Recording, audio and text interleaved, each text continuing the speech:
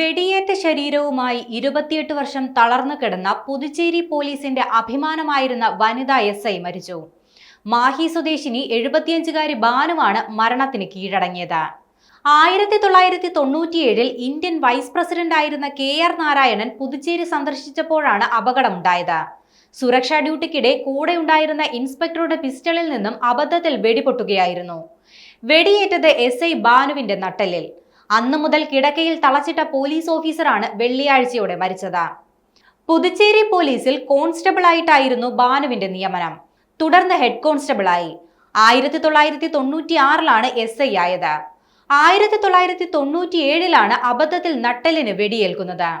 ഉടൻ തന്നെ പുതുച്ചേരിയിലെ ആശുപത്രിയിലും തുടർന്ന് മദ്രാസ് അപ്പോളോ ആശുപത്രിയിലും എത്തിച്ചു. പിന്നീട് പലവിധ ചികിത്സകളും നടത്തി. എന്നാൽ ശരീരം മുഴുവൻ തളരുകയായിരുന്നു. ധീരതയോടെ പോലീസ് സേനയെ നയിച്ച ബാനുവിന്റെ ജീവിതം പിന്നീട് കിടക്കയിൽ തന്നെയായിരുന്നു. ഇടയ്ക്ക് വെച്ച് നിർബന്ധിത വിരമിക്കലിന് നീക്കം നടന്നിരുന്നുവെങ്കിലും അന്നത്തെ ഗവർണർ അതിന് അനുവദിച്ചില്ല. 2010-ൽ 60-ാം വയസ്സിൽ വിരമിക്കുന്നതുവരെ അവർ പോലീസ് സേനയിലുണ്ടായിരുന്നു.